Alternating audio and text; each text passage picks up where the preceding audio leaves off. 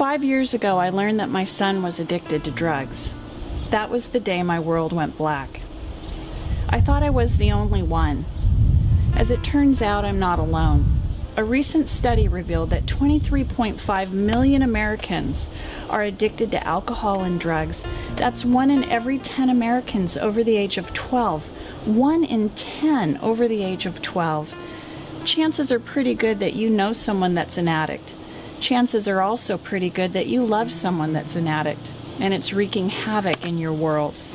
When you love an addict, you feel a range of extreme emotions: fear, panic, depression, confusion, denial, anger, anxiety. When you love an addict, you go through a grieving process. You grieve the loss of a dream, and shrouded in shame, you often grieve alone. When you love an addict, your stress and anxiety can create significant health issues for you and lead you to do things that inadvertently do more harm than good for your addict's recovery. But here's what I want you to know. When you love an addict, you can get better. You don't have to put your life on hold. You can live the abundant life we're promised in John 10:10. You can get closer to God and grow spiritually and emotionally. You can learn to cope. You can be of service to others. As you get better, your family situation is bound to improve. I've learned how to live even while my addict is active in his disease. And you can too. If you're in the throes of addiction, I want to share some truth and words of comfort with you that you probably won't hear from people who haven't walked in your shoes.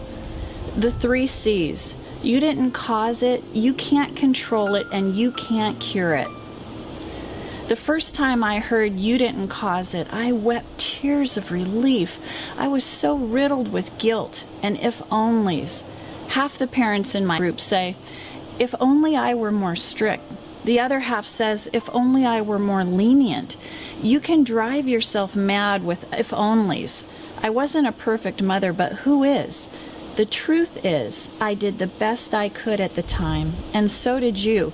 You can't cause an addict to be an addict any more than you can cause cancer. The disease of addiction lies dormant until that addict takes that first sip, puff, or pill. Once they wake up that sleeping giant, you quickly learn that you can't control it, and you can't cure it. You can't. But God can. I've listened to hundreds of testimonies from recovering addicts, and I've never once heard them say, thank goodness for my mom or my dad, husband or wife. It's because of them that I recovered. We need to stop trying to be their savior. They have their own God, and we're not it. We need to get out of the way, detach and love, let go and let God. Or as some say, let go or get dragged. The 4th C. There is a 4th C, contributing. You may inadvertently be contributing to the disease. The more I gave, money, cars, help getting jobs, unsolicited advice, the deeper my son sank. The more we help, sometimes the more we hurt. Addicts don't seek recovery without pain and consequences. Consider the parable of the prodigal son. He didn't come home when he had money, friends, and parties to go to. He came home when he was hungry, hurting, and alone. Compassion. This is a progressive disease. It may have started out as fun and games, but now it's life and death. Your addict isn't weak, careless, or rebellious. You can't just shake it out of them as much as you'd like to. No one wants to be free of this more than they do, and you might not see it, but they're ashamed, afraid, and desperate. The more you know about the disease, the more compassionate you become. Like the prodigal son's father, keep your eyes and your heart open. Someday you'll spot them walking up the path, and they'll be ready to do whatever it takes to restore their life and their relationships. Hang on to hope. I went to Al-Anon wanting someone to tell me how to fix it and fix it fast. If there were a foolproof program, I would have sent him there at any cost. The truth is, many programs work when the addict is ready and willing to work the program. Nothing works before they're ready. Brace yourself, because this is a long and bumpy road for most people. You need to take good care of you and not lose sight of all the other loved ones in your life. You can't put your life on hold, waiting for someone else's recovery. The God box. On those days you just can't function, and there will be days like that, pull out your God box. Write your worries on a piece of paper. Put them in the box. Put it away for a while. Ask God to hold your loved one tightly while you go about your day. You choose when you'll open your God box, to pray for them, to share your heart with God, to have a good long cry. Then give it right back to God, and He'll hold them for you. Connection. This is not the time to isolate. This is the time to connect.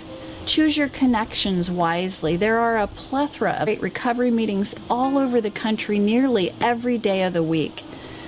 Go to any one of their websites and find a meeting in your area. Talk to people who have wisely walked down this path. They will help you get your bearings, and they will help you draw closer to God.